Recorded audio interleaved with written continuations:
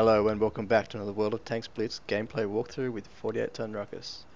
Medium tanks are the focus of this video. Both the games I'm going to show you are platooned matches. First in the M26 Pershing and the second in the T62-A. High tier mediums can be frustrating vehicles to play at times. You'll find that by themselves they generally don't have enough punch to overcome the opposition they will often meet when you rush towards the first important medium positions on maps, which is why I would always recommend platooning when you can with a friend who has a similar if not the same vehicle, so you can double up your firepower. Say once you rush the hill on mines and you come up against the enemy's mediums, at least that way you've got a chance to overwhelm the opposition and come out of the battle with something better than an even damage trade. In my experience, I've found that your mediums will perform better when platooned with another medium and not, say, a heavy tank or a tank destroyer, especially at tier 10. This is generally because the starting points on maps for these types of vehicles are different, and their initial goal at the start of each map, or points they should be rushing towards to hold, are different. And if you and your platoon mate are separated, you cannot reliably back each other up, which is the major strength of platooning in the first place. Be mindful though that this is just a general rule, and often you'll find that you and your platoon mate are the only high tiers on your team, and you're up against, say, two E100s or two I7s, and you really need to focus on the strengths of your vehicles and the weaknesses of theirs to overcome those kind of situations. So here we are on mines for the first battle. You can tell by looking at the lineup that our hill push is going to be strong, very strong. There's only one enemy medium, the Panther 2. If I was by myself and, say, Dark Knight here was in a heavy tank, then it'd just be me and one or two low tier mediums, which in this case would still be more powerful than one tier 8 medium of its own. But with the two Pershings here and Fun Stuffy here in the T43 pushing the hill, it's going to be an overwhelming advantage, and we'll be able to wipe the opposition away.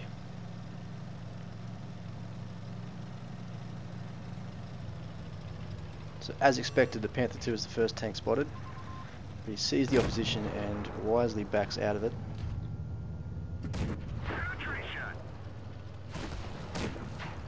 Dark Knight takes a couple there.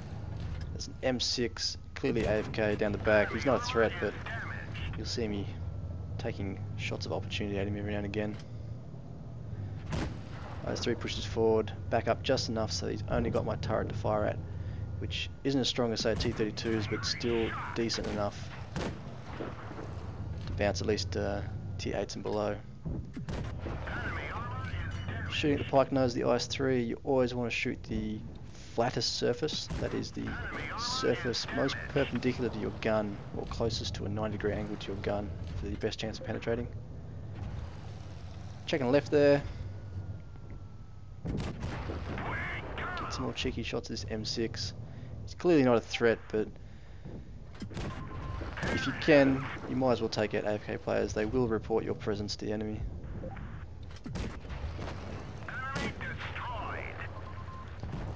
And it's 4-0. This game is just about done. There's a lone T28 down the bottom there. Very strong from the front, T28, but very weak from all other angles. Comes screaming past him just as he takes a shot. One in the side. I don't expect him to live much longer, so I keep driving, looking for the next target already. Get one more. He's not going to survive. I reload. And now we've only got two left on the hill. Cheeky tiger gets a hit on me.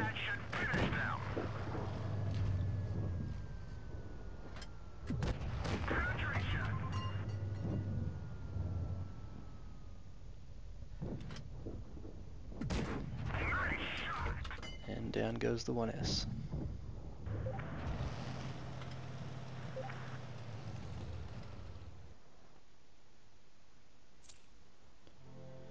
Confederate, tier 3 mastery, about 2 each for 2.8 for myself and 2 for Dark Knight. 13 from 13 penetrations is very unusual for the Pershing. It's got just those tier 8 medium guns. They don't have very good penetration values. And 36k credits. I'll often find I won't make much money with the Pershing because the APCR rounds are quite expensive and you do have to rely on them quite a lot, seeing as the standard AP rounds only have 180mm pen. Moving on to the second match here on Middleburg, myself and Alpha Bro in the T62-As. You can see 3 mediums on each team, so in that regard the opposition's even, but we have a significant tier advantage, 2 tier 10s versus 10, 9 and an 8. Now the T62-A prefers fighting on flat ground. It doesn't have good gun depression, so the strongest positions to get shots on the other side of the ridge there would be where Alpha Bro and the T54 are, down in that valley. But you should always have a guy, if possible, up here in the bushes, just to see what's coming over the ridge and seeing if they're bringing up their heavies or tank destroyers on that far barnside hill. So I got spotted by the 262A, reset my camo and I flank round. Contact's been made in the city, so we know the enemy is split. I move to the second bush, there's no one in the valley, and things kind of go pear-shaped for me here. I'm hoping these guys are distracted. I stick my nose out. I don't have good gun depression, I have to come all the way over the hill. I get belted. The good thing about platooning with someone who knows what they're doing though is they will take advantage of the fact that their guns are all pointing me now.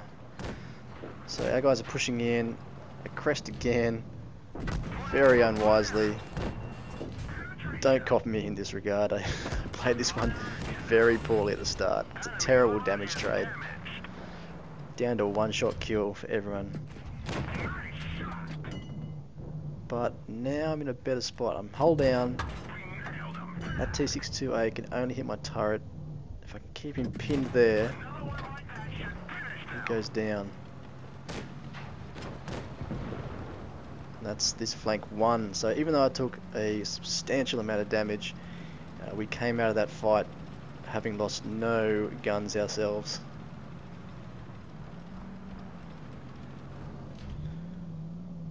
Down in the town though, it's a different story. It's clear our E100 isn't going to survive long, so Alpha Bro and the T32, T54 charge down to come at that enemy's attack from the rear, and I'm going to flank wide. I have to play this one cautiously. If I even crash into the E100, I'll probably die. So I'm going to sit back for the time being and take opportunity where they arise, take advantage of the fact that they were distracted from the front now.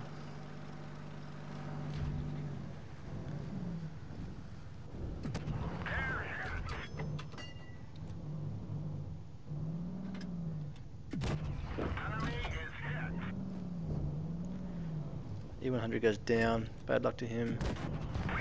Some good shots on Charge Mazda's E100 there. Now it's 4 on 4. Alpha Bro is in deep. 3 heavies and he's surrounded, so I've got to get in there now. Provide some distraction. I have no idea how he's still alive. He's a madman. He's being saved by the T62A's very low silhouette and the fact that it's super mobile. Stay under their guns. Take out Charge Mazda. Alpha gets the IS-8, and now there's one very prickly IS-7 left. He's got himself backed into a corner here.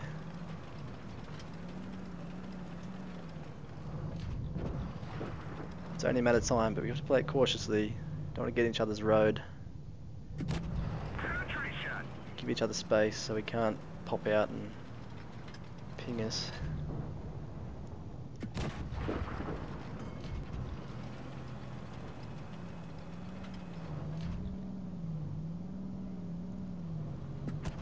That one clips the E100.